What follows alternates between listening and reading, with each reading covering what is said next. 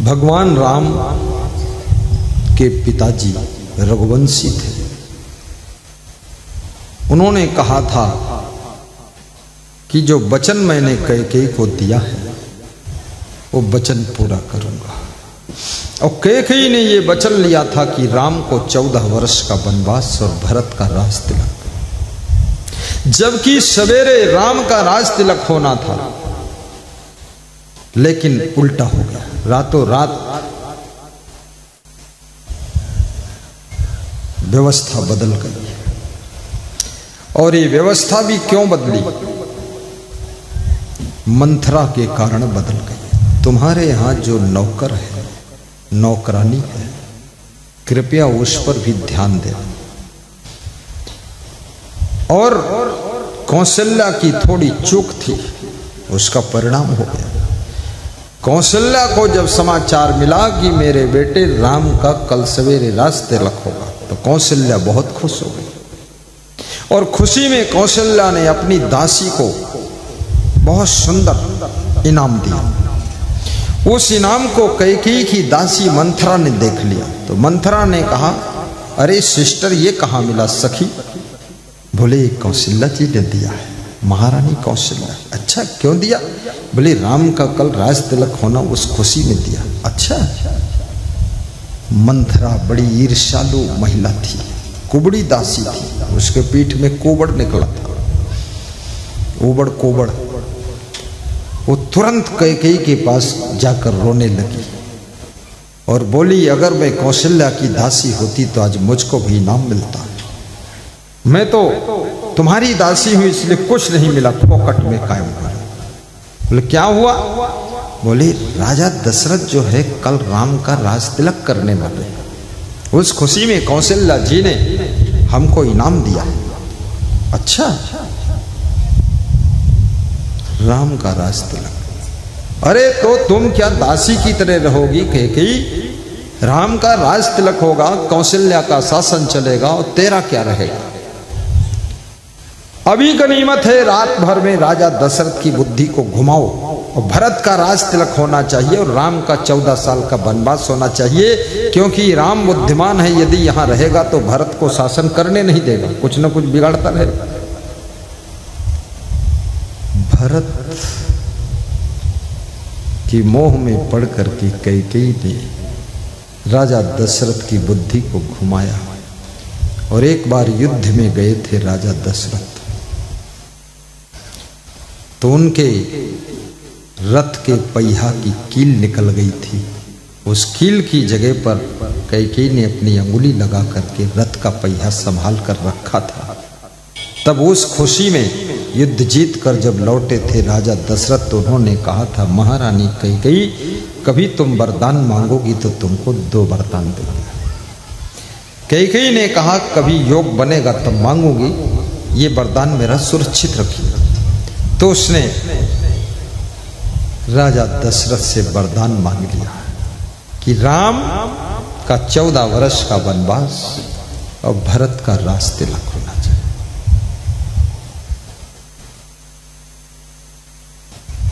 तापस भेष विशेष उदासी, 14 बरस राम बनवासी। तापस भेष विशेष उदासी, 14 बरस राम बनवासी। तपस्वी का भेष पहनाइए और कमंडल दीजिए और राम को वनवास 14 साल का दीजिए और भरत का राज तिलक करिए। तो दशरथ ने कहा, रघुकुल रीति सदा चली आई। हमारे रघुकुल की रीति है, प्राण जाई पर बचन न जाई। मेरे कुल की रीति है, कुल मर्यादा है, कुल की परंपरा है। मेरे प्राण भले चले जाए लेकिन मैं वचन को जाने नहीं दूंगा। कैकेयी एवं मस्त जाओ, ऐसा ही होगा। लेकिन कैकेयी को संकेत दे दिया कि अब तुम्हारा पति राजा दशरथ जीवित नहीं रहेगा। सवेरा होता है, राम का वनवास हो चुका है। भरत शत्रुघ्न ननिहाल में राम की वनवास प्रस्थान करते ही राजा दशरथ की मृत्यु हो जाती है।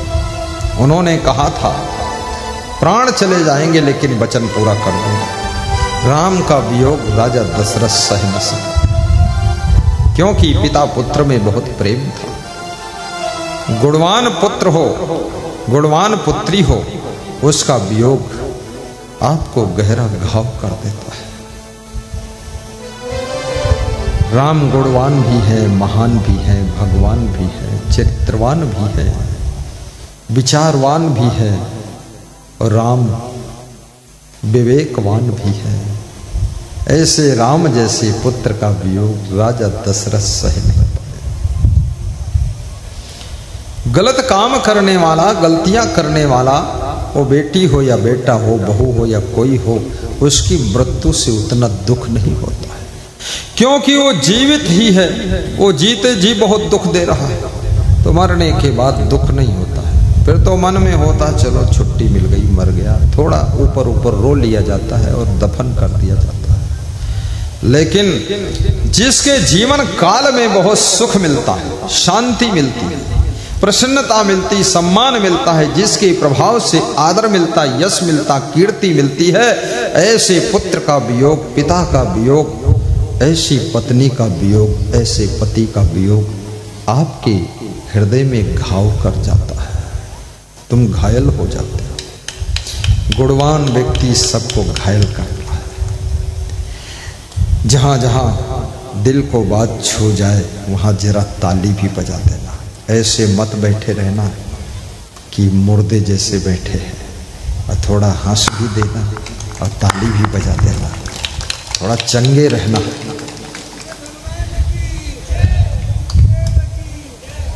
वाह, जय हो, धन्यवाद। शिव कुमार हैं, धन्यवाद शिव कुमार साहब।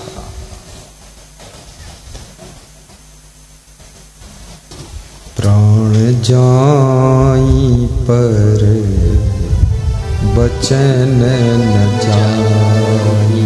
याद रखना, वचन बहुत बड़ी चीज है। वचन लोगों को बचाता भी है, और वचन अगर सही ढंग से बोला नहीं गया तो वचन प्राण भी ले लेता है। इसलिए कभी जिद मत करना, कैकेयी जैसी जिद ना हो, कौशल्या जैसा भोलापन ना हो, और सुमित्रा जैसी चुप्पी ना हो, और महाराजा दशरथ जैसा किसी को वचन मत देना, वरदान मत दे देना। और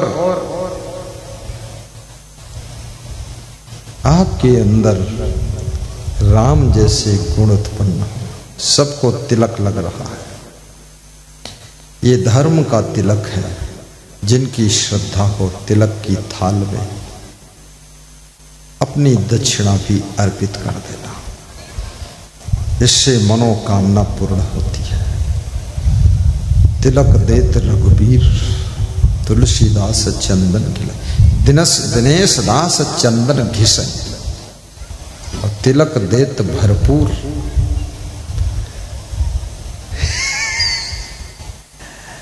बहुत सेवा कर रहे हैं। तो आइए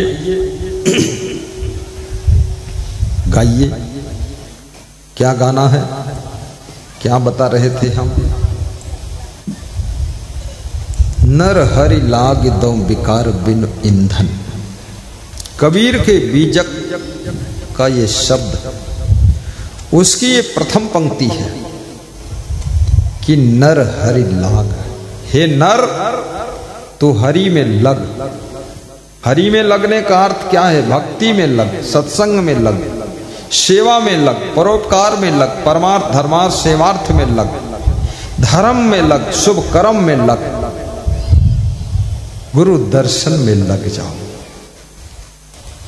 गुरु दर्शन का फल भी बहुत बड़ा होता है। जब राजा कंस की मृत्यु हुई और राजा कंस को यमदूत नरक में ले गए, उनके कर्मों का खाता खोला गया। कर्मों के खाता को देखकर यमराज ने कहा इसको तो नरक ही है, नरक में डाल दो। नरक में डालने के लिए नरक के किनारे ले जाकर बिठाया कि दूसरा आदेश आ जाए तो नरक में ढकेल दो।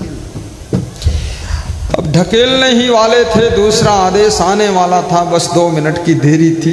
इसी बीच में देव ऋषि नारद जैसा महान गुरु यमलोक में पहुंच गया।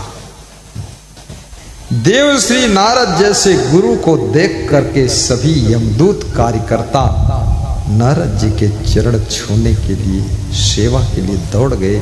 राजा कंस को नरक के किनारे बिठाकर छोड़कर चले गए। राजा कंस सोचने लगा चलो कुछ देर तो नरक से बाहर बैठे। यमदूतों ने यमराज को खबर किया तो यमराज माला लेकर आए, स्वागत किया और फिर चरण पखारा, दंडवत प्रणाम किया यमराज ने। तो राजा कंस ने दिमाग लगाया कि कोई ऐसा बड़ा व्यक्ति आया है, महान व्यक्ति आया है जिसको यमराज भी प्रणाम कर रहे हैं। तो अब यहां तो कोई नहीं है यमदूत रोकने वाला, हमको तो मैं भी जाकर प्रणाम कर लूं। तो जो यमराज से भी श्रेष्ठ है, यमराज भी प्रणाम कर रहे हैं, यमदूत आरती उतार रहे हैं, तो उसी में मैं भी शामिल हो जाऊं, देखता हूं क्या होगा। राजा बुद्धिमान तो था ही, कोई बुद्धू थोड़े राजा बनता है। उसने दिमाग लगाया, वहां चला गया। वहां गया, जब आरती हो रही थी उसमें हाथ जोड़कर खड़ा हो गया और आरती कर लिया और दंडवत प्रणाम कर लिया नारद जी। और नारद जी से कहा अब नारद मुनि दाया कीजे, नरक कुंड से छुटकारा दीजे। यमराज से नारद तुम कह देना, आप नारद जी यमराज से मेरा निवेदन कर दो कि मुझे छोड़ दे यहां से। मृत्युलोक पुण्य हम चली जाएं, मृत्युलोक चला जाऊं मैं। तो ये दयालु थे नारद जी, इतना बड़ा गुरु संत। इसने कहा अरे यमराज जी ये छोटा सा काम कर दो। मैं एक बार मुख्यमंत्री के निवास में मध्य प्रदेश गया, वहां पीछे हमारे लग गया एक भगत। मैं समझता नहीं था, वो लग गया तो मैं तो ऐसे ही गया था। तो उसने एक पर्चा दे दिया हमको, भगत ने वहां पहुंचकर। तो हमने कहा ये पर्चा मुख्यमंत्री जी पकड़ो, ये काम कर देना। उसको 6 लाख रुपया मिल गया, वो खुश हो गया। मैं कह दिया तो मुख्यमंत्री जी पर जोर पड़ गया। ऐसे नारद जी ने कह दिया तो यमराज ने छोड़ दिया राजा कंस को। गुरु के वचन से यमराज इनकार न कर सका। राजा कंस की आत्मा पुनः शेखरपुर नगर में आकर उस लाश के रूप में पड़े हुए शरीर में प्रवेश करती है और हाथ पांव हिलते हैं और उठकर बैठ जाती लाश। ढोल बज गए कि राजा साहब फिर से जिंदा हो गए। तो राजा साहब ने सब यमलोक का हाल सुनाया, सब लोग घबरा गए और राजा साहब ने कहा मैं भक्ति करूंगा, गुरु मंत्र लूंगा। बिन गुरु भवन निधि तरई न कोई, जो बिरंची शंकर सम होई। आहा, बिन गुरु भवन निधि तरई न कोई, जो बिरंची शंकर सम होई। मैं भी गुरु बनाऊंगा। राजा कंस ने गुरु बनाया और उनके गुरु बनाने से उनके जो पुरखे नरक में पड़े हुए थे वे भी नरक से निकालकर स्वर्ग में पहुंचा दिए गए और राजा कंस की आत्मा की सदगति हो गई। याद रखना, परिवार के अंदर एक भी व्यक्ति कोई भक्ति ठीक से करता है, उसके भक्ति के प्रभाव से, भक्ति के पुण्य से पूर्वज पुरख जो मर चुके हैं, जा चुके हैं, उनकी आत्मा की भी सदगति हो जाती है। इसलिए भक्ति करना चाहिए। बोलिए सद्गुरु भगवान की जय।